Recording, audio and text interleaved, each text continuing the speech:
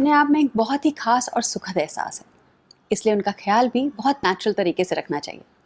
इसलिए मैं सजेस्ट करती हूँ एस्क्लेपिस का गाइनोडॉग, जो बहुत ही नेचुरल और बहुत ही सेफ है। ये आपके स्वास्थ्य का ख्याल रखता है।